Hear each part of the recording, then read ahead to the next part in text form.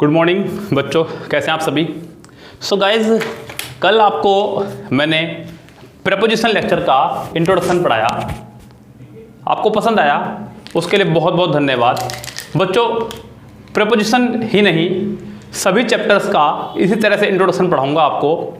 जैसे मैंने आपको प्रोनाउन का पढ़ाया था, आपको मैंने बताया कि प्रोनाउन वर्ड की जरूरत क्यों पड़ी और प्रोनाउन को प्रोनाउन ही क्यों कहा गया था, प्रोक्सी ऑफ नाउन। आप जाके पढ़िएगा, आपको पता चलेगा आपको। ऐसे ही आपको हर चैप्टर का पहले बताऊंगा बेसिक, फिर करूंगा चैप्टर शुरू। बच्चों, यही तो कायदा है ना चैप्टर को पढ़ने का।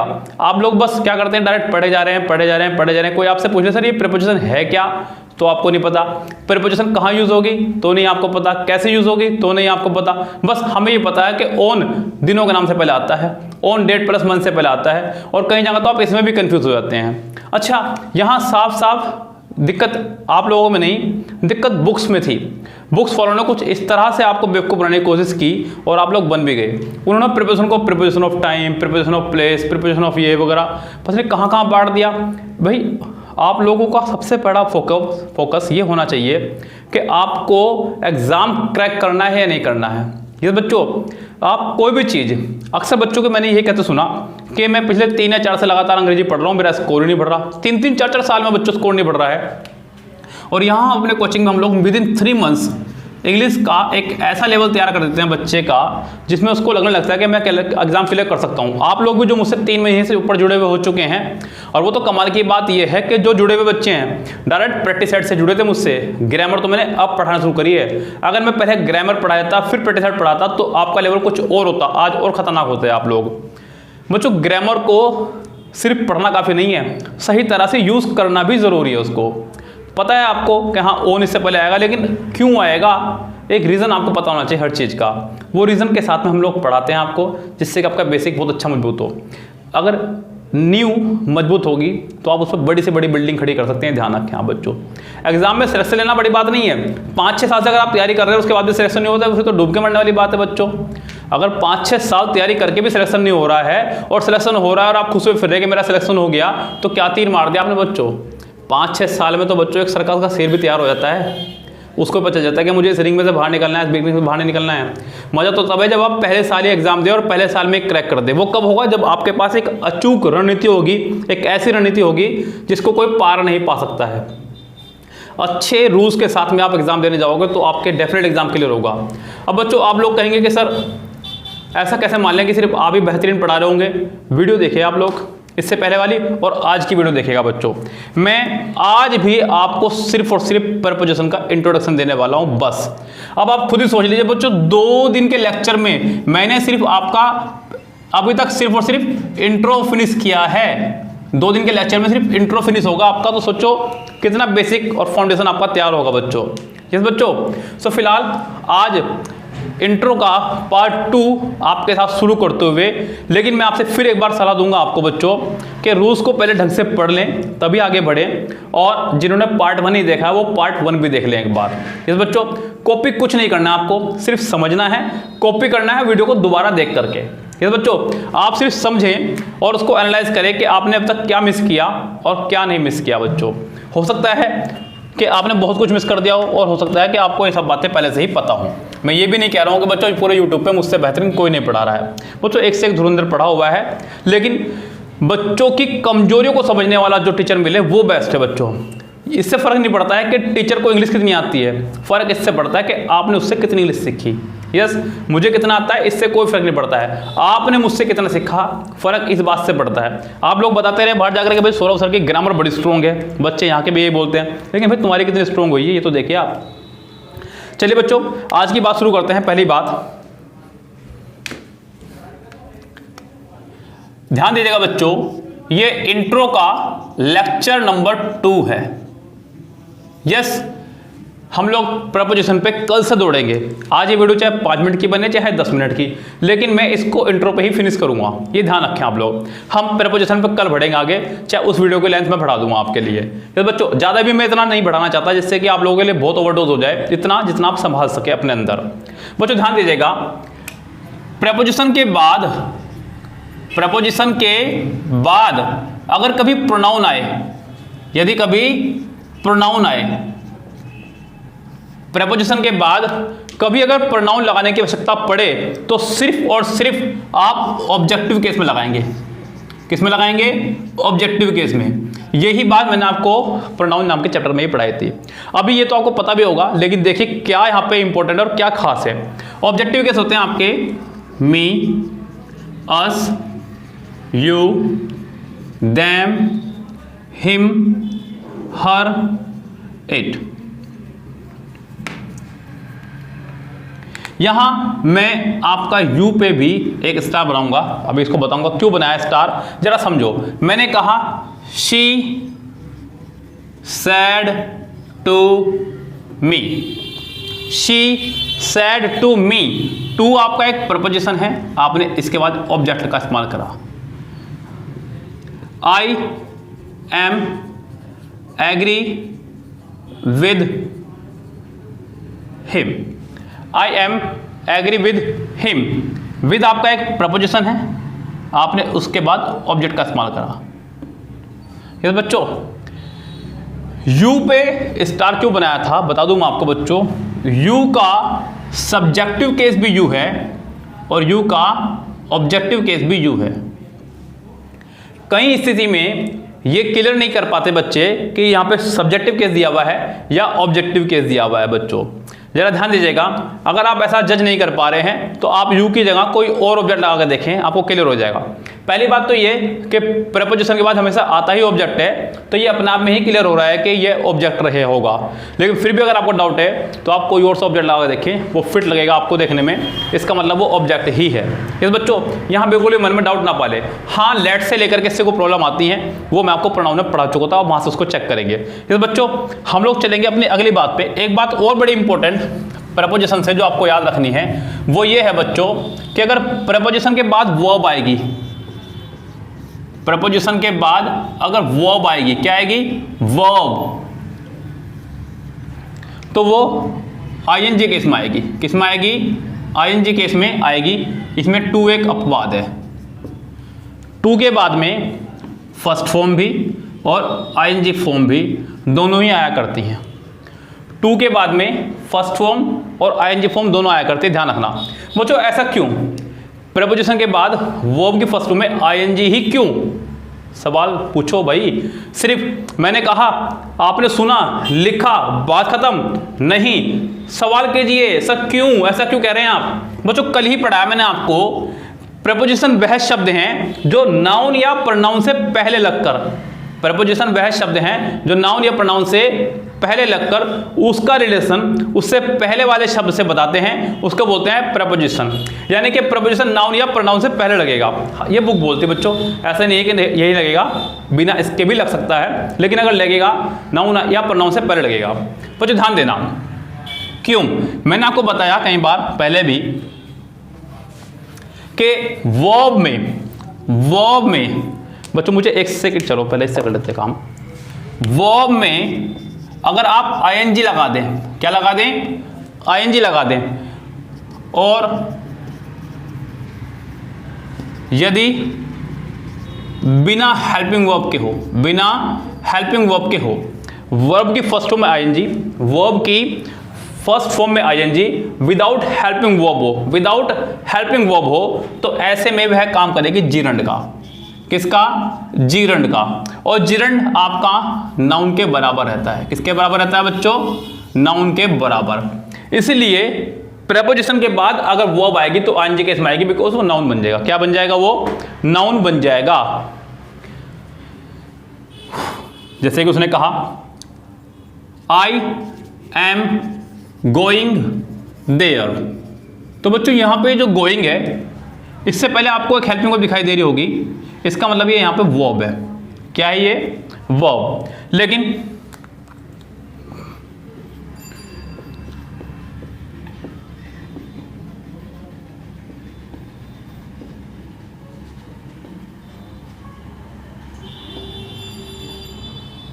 She prevented me from going there, अब यही गोइंग यहां था और यही गोइंग यहां था। बच्चों मैंने आपको कहा ना, मैंने कल भी कहा था, आप फंक्शनल ग्रामर सीखिए बच्चों, रट्टाफिकेशन से काम नहीं चलने वाला है बच्चों। आप लोगों को भले मेरी बात बुरी लग रही हो या अच्छी लग रही हो, लेकिन बच्चों करना तो यही पड़ेगा। आपके पास ये एक सोल्यूशन है, इसके अलावा आप कुछ नहीं कर सकते। फंक्शनल ग्रामर सीखिए। फंक्शनल ग्रामर का मतलब ये है कि आप शब्दों को रटे मत, ये देखें कि उसका यूज किस तरह से हो रहा है, वो कब, कहां, क्या बन जा रहा है। क्या मैं हमेशा सबके लिए सौरभ सर ही हूं? मैं जब घर जाता हूं तो मैं अपने घर वालों के लिए सब में छोटा बेटा हूं अपना, मैं अपने परिवार में सब में छोटा हूं। जितनी वैल्यू आप मेरी समझते हैं वहां मेरी बिल्कुल भी वैल्यू नहीं है, ये ध्यान रखें आप। जरा भी वैल्यू नहीं है मेरे घर पे मेरी, लेकिन आप बहुत वैल्यू समझते हैं। तो शब्दों की जो वैल्यू है आप उसके यूज के आधार पर तय करें, उसके यूज के आधार पर। यहां ये अब तक वर्ब थी, यहां ये अब तक वर्ब थी, एकदम यहां आते सारी ये आपकी बन चुकी है जीरंड। क्या बन चुकी है? जीरंड। अब ये आपका जीरंड है। क्या आपका ये जीरंड? क्योंकि इस वर्ब से पहले, इससे पहले, जस्ट पहले कोई भी हेल्पिंग वर्ब नहीं है, कोई भी हेल्पिंग वर्ब नहीं है। ये ऐसे में यहां जीरंड का काम कर रही है। और जीरंड यानी कि नाउन, जीरंड यानी कि नाउन। तो प्रेपोजिशन के बाद अगर वर्ब आएगी तो हमेशा आईएनजी केस में आएगी। इस बात को खूब अच्छे से याद रखिए। ओके बच्चों, सो ये कॉपी कर लीजिए आप, एग्जांपल जरूरी है कॉपी करना।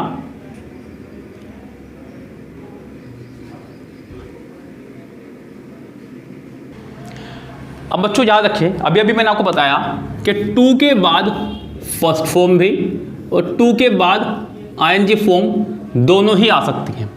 टू के बाद फर्स्ट फॉर्म और आईएनजी फॉर्म दोनों ही आ सकती है। जरा ध्यान देना कैसे।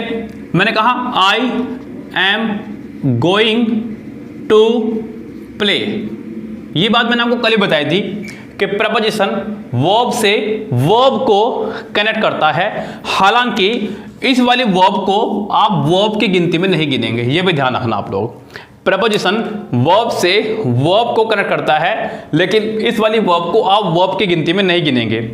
अब टू के बाद आईएनजी कब आएगी, इसके लिए कुछ गिने चुने शब्द हैं जिनसे पहले आया करती है, जैसे कि is, am, are, was, were plus use to plus ING. ये तो है ही एक रूल। उसके बाद में कौन कौन से रूल है वो सब भी बता दूंगा, बिल्कुल बेफिक्र रहिए। Is, am, are, was, were plus use to plus ING. जैसे कि I am used to kidding. लेकिन क्या बच्चों ये जो आईएनजी फॉर्म आई है ये वर्ब ही है? बच्चों नहीं, ऐसा सिर्फ पढ़ाने के लिए अच्छा लगता है, बिकॉज मैंने आपको बताया ये बात आपके समझ में आई। लेकिन बच्चों ये आईएनजी फॉर्म नहीं है वर्ब की, क्योंकि इससे पहले हेल्पिंग वर्ब कहाँ है? मैंने तो अभी तो बताया वर्ब से पहले अगर हेल्पिंग वर्ब होगी तो ही वो वर्ब कहलाएगी, अन्यथा वो कहलाएगी आपके जीरंड। क्या कहलाएगी आपकी वो? जीरंड। आ जाओ बच्चों फटाफट से फॉर्मूले पे, यहां आईएनजी फॉर्म हटा करके इसे आप जीरंड कहें। क्या कहें आप इसे? जीरंड। लेकिन मैंने इसलिए पढ़ाया क्योंकि यहाँ पे फर्स्ट फॉर्म बताई थी मैंने आपको, इसलिए बच्चों यहाँ पे मैंने बता दिया आपको कि इससे पहले हमेशा क्या आएगी आपकी? जीरंड। तो टू के बाद में फर्स्ट फॉर्म भी, आईएनजी फॉर्म भी, ING form as a gerund की फॉर्म में मानी जाती है। तो बच्चों टू के बाद दोनों फॉर्म आती है। एक इंपॉर्टेंट बात और मैं आपको बता रहा हूँ, जो एग्जाम पेपर सोल्व कराते वक्त मैंने कई बार बताई है, लेकिन आज रूल्स पढ़ाते हुए भी बताना जरूरी है, क्योंकि पूरा अच्छा सा बेसिक आपके पास होगा तो आपको कोई दिक्कत नहीं होगी।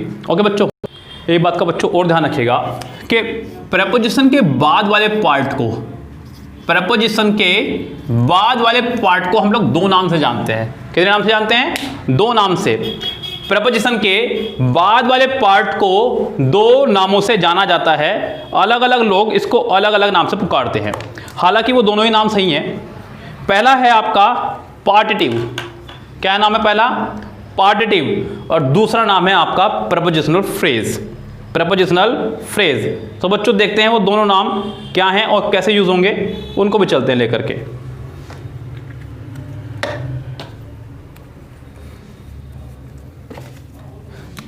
इसको कहा गया पार्टिटिव। क्या कहा गया? पार्टिटिव। क्या कहा आपने इसको? पार्टिटिव। और दूसरा नाम है आपका पीपी। क्या कहा आपने इसको? पीपी। पीपी मतलब प्रेपोजिशनल फ्रेज। पीपी किसको कहेंगे और पार्टिटिव किसको कहेंगे, ये ध्यान रखिए। पार्टिटिव कहेंगे ऑफ के बाद वाले पार्ट को, ऑफ के बाद वाले पार्ट को, इसकी पोजीशन तुरंत सब्जेक्ट के बाद होगी। किसके बाद होगी? सब्जेक्ट के बाद होगी। सब्जेक्ट के बाद जो ऑफ वाला पार्ट होगा वो आपका कहलाएगा पार्टिटिव। क्या कहलाएगा आपका वो? पार्टिटिव। जरा ध्यान दीजिएगा, मैंने कहा the questions of this paper, of this paper, the questions of this paper, यानी कि सेंटेंस में सब्जेक्ट, सेंटेंस का सब्जेक्ट जिस पार्ट से निकला हो, जिस पार्ट से निकला हो उसे कहा जाता है आपका पार्टिटिव। क्या कहा जाता है आपको उसके? पार्टिटिव। सेंटेंस का सब्जेक्ट जिस पार्ट से निकला हो उसे कहा जाता है partitive. The question of this paper, ये सब्जेक्ट आपका इसी पार्ट से निकला है, इसका मतलब ये पार्टिटिव है। क्या आपका ये है? Partitive. The question of this paper, उसके बाद सेंटेंस जो भी रहेगा वो बात की बात है। मैंने कहा the principal of over school, the principal of over school, तो ये प्रिंसिपल जो है आपका इस पार्ट से निकला है। कहां का प्रिंसिपल? हमारे स्कूल का। कहां का प्रिंसिपल? हमारे स्कूल का। सेंटेंस का सब्जेक्ट जिस पार्ट से निकलता हो उसे बोलते हैं पार्टिटिव। क्या बोलते हैं? पार्टिटिव। हालांकि इस पार्ट की भी सेंटेंस में कोई वैल्यू नहीं है, ये मैं आपको बता ही चुका हूं कि प्रेपोजिशन के बाद वाले पार्ट को कुछ नहीं मानते हैं। वर्ब इसके हिसाब से ही आएगी। अगर आपको वर्ब लगानी पड़ भी जाए तो आप लगाएंगे इसके हिसाब से ही। The question of this paper are, भले ही पेपर सिंगुलर है, भले ही पेपर सिंगुलर है, लेकिन आप आर लगाएंगे बिकॉज पीछे क्वेश्चंस प्लूरल है। Okay student, the question of this paper are very hard या वेरी टफ, जो भी आप कहना चाहे। The principal of our school is very cruel, या फिर कुछ भी आप कहना चाहे, जो भी। सो ये आपका कहलाएगा पार्टिटिव। क्या कहलाएगा आपका ये? पार्टिटिव। प्रेपोजिशनल फ्रेज किसे बोलते हैं उसको देखिएगा।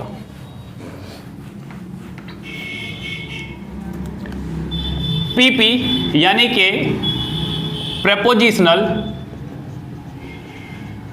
फ्रेज, सेंटेंस में प्रेपोजिशन के बाद वाले पार्ट को हम लोग प्रेपोजिशनल फ्रेज के नाम से भी जानते हैं। हालांकि उसमें ऑफ भी इंक्लूड है, उसमें आपका ऑफ भी इंक्लूड है। One of the student of this class, one of the students of this class has done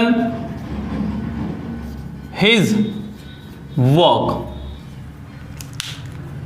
यहां पे ये जो हिस्सा है ये आपका पार्टिटिव भी कह सकते हैं इसको आप, ये तो खैर कंफर्म पार्टिटिव है। सो बच्चों, प्रेपोजिशन के बाद वाले पार्ट को, ये मेरा कॉमन एरर कराने का अंदाज है बच्चों, कोई रूल नहीं है, ये कोई रूल नहीं है, ध्यान रखना। कई सारे सेंटर वाले इसको रूल बता के पढ़ा सकते हैं, हालांकि मैंने देखा नहीं आता किसी को इस तरह पढ़ाते हुए। यस, सो कोई रूल नहीं है, ये मेरा खुद का एक्सपीरियंस पर आधारित फॉर्मूला है कि प्रेपोजिशन के बाद वाले को कट करते चले जाओ और आगे बढ़ते चले जाओ, क्योंकि सेंटेंस में जो मेन वैल्यू है वो है सब्जेक्ट की, हेल्पिंग वर्ब की, मेन वर्ब की और ऑब्जेक्ट की। आप पहले उस पर फोकस करा करें, सेंटेंस में एरर आपको इसी पार्ट से मिल जाएगी। तो ये जो हैज है वो वन के हिसाब से आएगा। किसके हिसाब से आएगा? वन के हिसाब से आएगा। सेंटेंस में इसे कहा गया आपने प्रेपोजिशनल फ्रेज। और भी जो आपका इन से जुड़ा हुआ, ऑफ से जुड़ा हुआ, एट से जुड़ा हुआ, किसी से भी जुड़ा हुआ हो, वो सब आपका प्रेपोजिशनल फ्रेज कहलाएगा। ध्यान रखें आप लोग।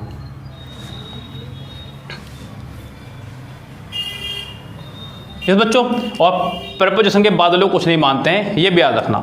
ओके स्टूडेंट्स, चलते हैं अपने नेक्स्ट पॉइंट के ऊपर। सो गाइज, कल भी जब मैं प्रेपोजिशन पढ़ा रहा था और मैं बता रहा था कि इतनी प्रकार की होती है प्रेपोजिशन, तो एक बच्चे का मैसेज था उसी में लाइव मुझे पता चला कि वो कह रहा था कि 1000 से 1200 तो फिक्स प्रेपोजिशन है। बच्चों, फिक्स प्रेपोजिशन अलग है आपका, वो तो प्रेपोजिशन से मिलकर बना है ना। मेन तो प्रेपोजिशन की बात कर रहा था मैं आपकी, खाली फिक्स प्रेपोजिशन की बात मैंने नहीं की। ऐसे तो फ्रेजल वर्ब भी प्रेपोजिशन से मिलकर बनती है। फ्रेजल वर्ब क्या है आपका? Verb plus preposition is equal to phrasal verb. So बच्चों, इनकी काउंटिंग प्रेपोजिशन में नहीं कर सकते ना, ये तो फ्रेजल वर्ब से प्रेपोजिशन से मिलकर बनी है। यस, मेन जो प्रेपोजिशन है वो आपकी 150 है। 150 पढ़नी नहीं है, अलग बात है। और छोटी छोटी बातें बच्चों सीखिए जो अक्सर हम लोग गलत कर रहे हैं एग्जाम के अंदर। अक्सर हम लोगों से गलती हो रही है बच्चों, बुक से पढ़ करके या कहीं से पढ़ करके भी, जरा उनको वो देखिए। जैसे कि आपने कहा, मैं छोटी छोटी बातें आपको बताऊं कि हम लोग चैप्टर में अभी क्या क्या आपको पढ़ाएंगे, तो आपको क्लियर होगा कि आप लोग कहां कहां डाउट लेके बैठे हुए हैं। यस, आपने कहा कि distribute the sweet dash Ram, Shyam, Sunil, Hari and Ramesh.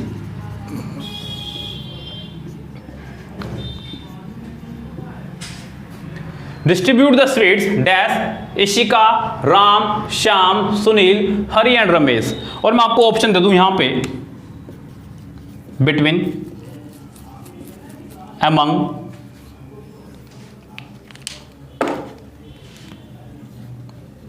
Amongst या नो वर्ड। सो मुझे पक्का पता है मोस्टली बच्चे, आप लोग भी जवाब दीजिए। चलिए बात ही खत्म, औरों की बातें के बाद में करेंगे, पहले आप जवाब दीजिए इसका। आप लोग कमेंट बॉक्स में भी फटाफट से कमेंट कीजिए कि आप इसके अंदर क्या फील करेंगे। बच्चों कोशिश कीजिए सभी जने जवाब देने की, भले गलत कीजिए, कोशिश तो कीजिए, क्योंकि आपको कोई नहीं जानता है। ध्यान रखें यूट्यूब पे ऐसा नहीं है कि मतलब कोई देख लेगा तो आपकी बेइज्जती हो जाएगी। जवाब दीजिए आप फटाफट से, क्या इसका आंसर रहेगा, फटाफट से जवाब दीजिए बच्चों। सभी लोग जवाब दीजिएगा, मैं 2-3 सेकंड आपके ले रहा हूं इस पे आपके बच्चों, सभी लोग जवाब दीजिएगा।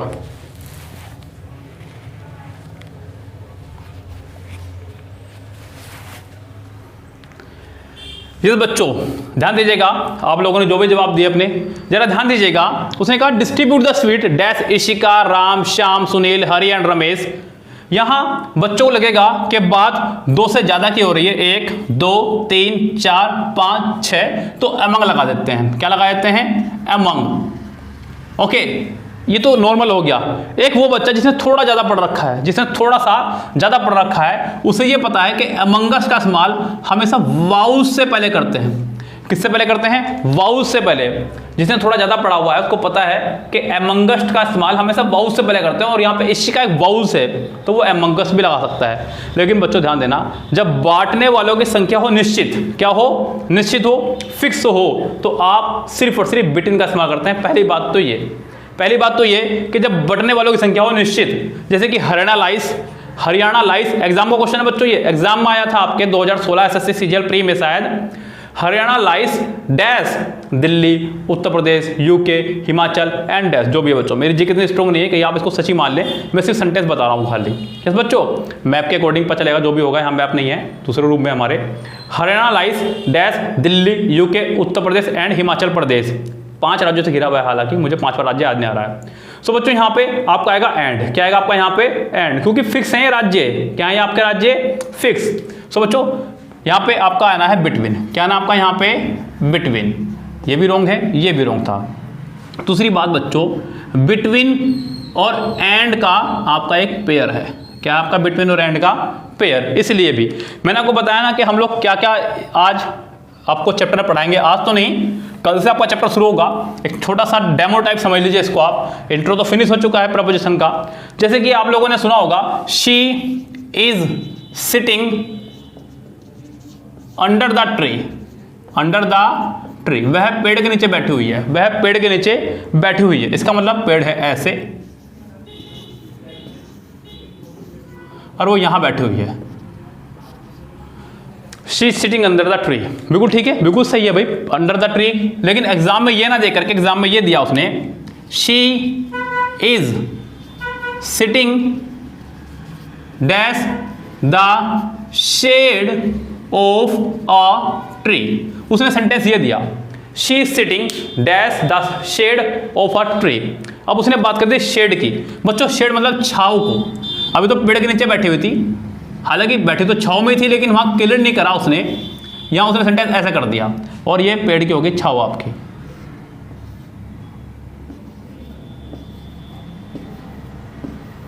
यानी कि वो यहां बैठी हुई है।